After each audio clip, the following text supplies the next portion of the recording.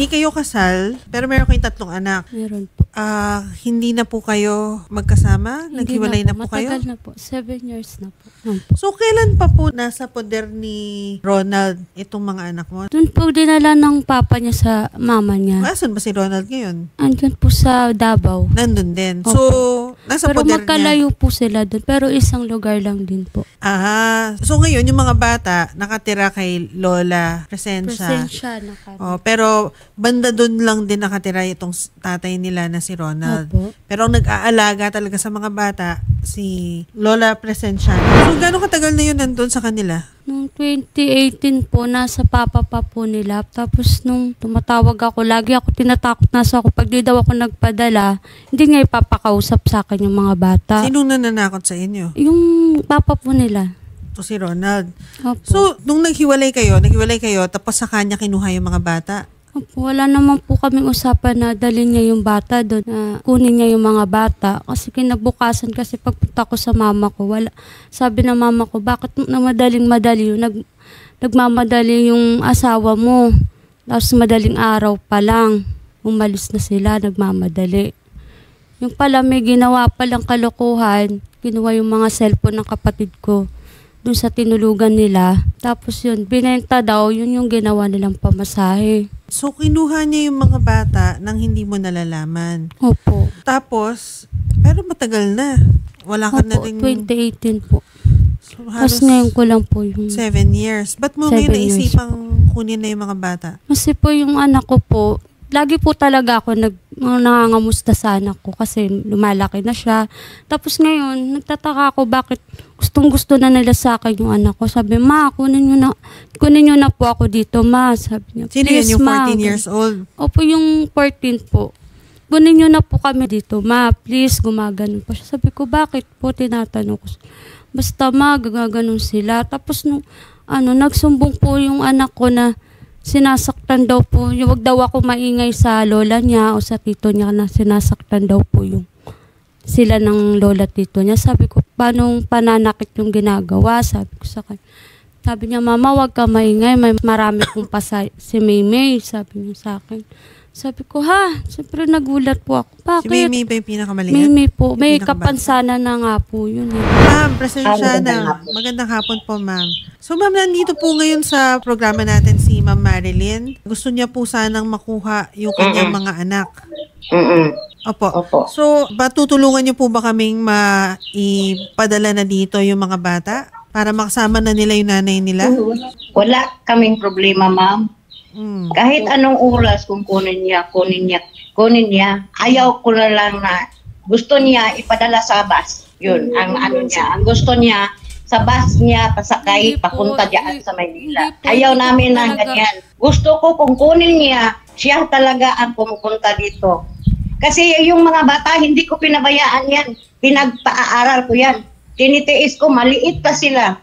7 years, tinitiis ko. Kahit wala na akong asawa, 3 taon na wala akong asawa. Hindi ko sila pinabayaan na pinapag-aaral ko. Yung binubugbog na issue yan, hindi totoo yan. Pinapalo ko lang kasi laging naglalayas yan. Tapos, doon sa kapitbahay namin, malikot ang kamay. Yung yung kamay na malikot. Kasi yun ang tinuturuan na dito. Marami kami pira na nawala dito. Sinusulsulan ba na maglakaw? Sinulsulan niya. Nag-chat po kasi sa akin silang lang. Yung si Maymay daw po, marami daw pong pasa. Yun po yung inaano ko. Bakit hindi totoo yan. Pasa? Hindi totoo yan. Kaya tinanong ko naman po yung anak ko. Sabi ko, totoo ba yan anak? Magsabi ka ng totoo, sabi ko sa kanya. Nagkaka-chat kami. Di ba alam niyo, lagi ako tumatawag sa kanya. Hindi totoo yun. Hindi totoo yun na binubugbog ko siya. Ang bahay namin dito, dikit-dikit. Kung totoo naman yun, mayroong mga kapitbahay dito magre-react kung binubugbog ko talaga. Malapit lang kami dito sa barangay. Well, pinapalo. Medyo gray area yun. Minsan naman minsan na parang sasawayin mo yung bata, napalo ko yung anak ko. Pero kaya lang kasi, papaluin ko talaga. Hindi, ang kasi is, pero minsan pag sumobra, siya kinapalo. maaring yun yung naging dahilan ng pasa. po yung pasal. Ngayon, nasa sa magulang kasi yan kung usually sila ang merong karapatan magdisiplina sa bata. Kaya lang kasi wala sa poder mo, wala sa poder ng tatay. Pero ma'am, presensya na, handa po kayong i-turn over yung mga bata kay Marilyn. Oo. Okay. Walang Marilyn, problema yan. Basta yung mga bata, pag-aaralin niya, ayaw ko yung babayaan niya. Marilyn, Kasi malaki na sila. Kailan naman po di ko pinabayaan yung mga anak ko eh. Alam ng anak niyo po Ay, yan. nako.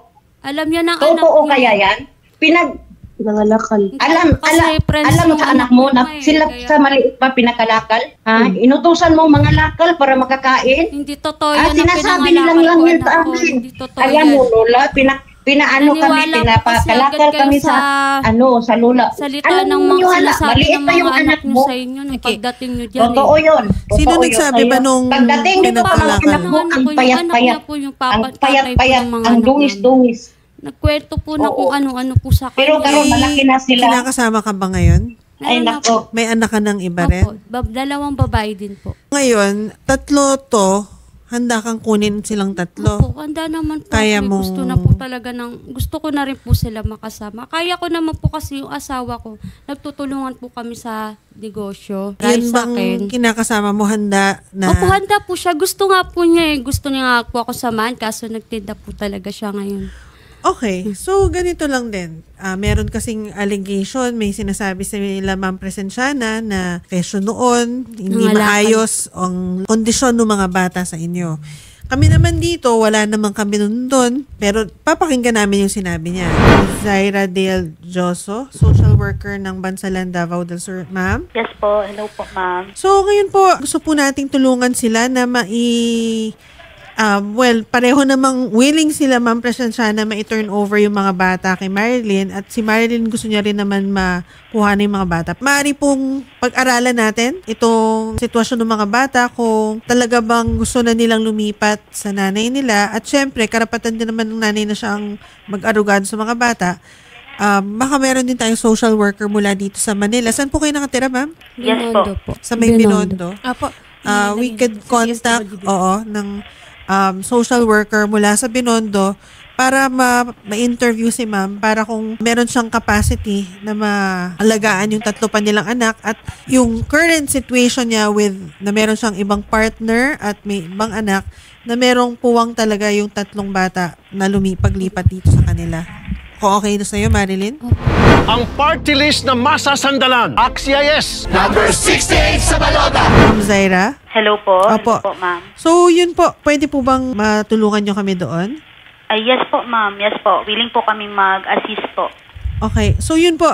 Kung pwede pong mapapuntahan siguro yung tatlong bata. Yes po. Yan po yung Doon gagawin kila namin. Ma'am Presensyana, malaman po kung anong sitwasyon nila dyan, kung maayos po ba. Kasi meron din nagsasabi na may pasa yung mga bata. Yes po. Or yung isang bata, si Mimi, may pasa kung ano bang nangyari, kung napalo lang ba, nasuway ba lang, o medyo nasasaktan ng labis ba. Mapag-alaman po natin.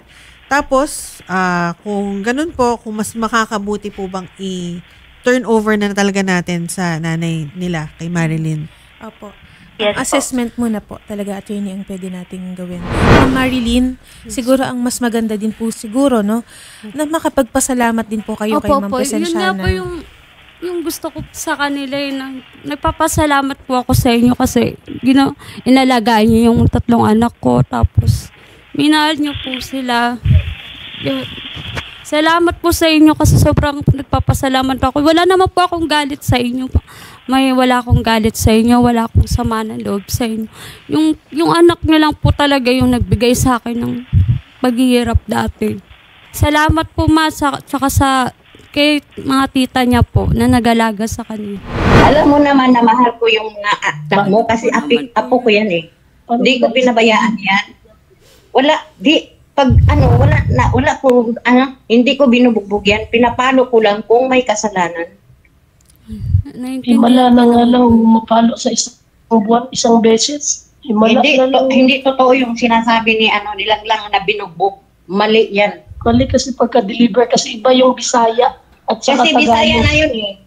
Bisaya na yun. Mahirap na salita ng Tagalog. paano i-deliver yung language. Kung Sige. totoo yung binubugbog ko yan, marami kapitbahay namin dito, malapit lang kami at harapan lang ang tano dito sa amin. Ipapa-assess naman po namin, ma'am, yung mga bata sa MSWD po ng Bansalan, Davao del Sur. At opo, assessment po ito muna, Ma'am Presenciana, no? Hindi naman po namin basta-basta kukunin yung bata. Assessment muna po.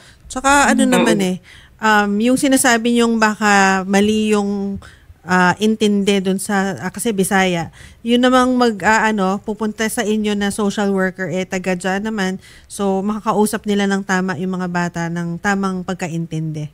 Opo. Sige. Ma'am Presenciana, wag niyo pong ibababa yung linya. Pero tutulong po kami sa inyo, Ma'am Presenciana, sa mga bata at kay Ma'am Marilyn para maayos po natin ito, ma'am, ha? Kung ano po yung kapakanan po ng mga bata. Pakisabi na lang po, ma'am, na tumawag din po kami dun sa tatay po ng bata, ma'am, ha? Salamat po. Magandang hapon. Ma'am, Opo. Assessment muna po tayo pero kakausapin po namin kayo sa kabilang studio, ma'am, ha? Okay po. Salamat po at magandang hapon.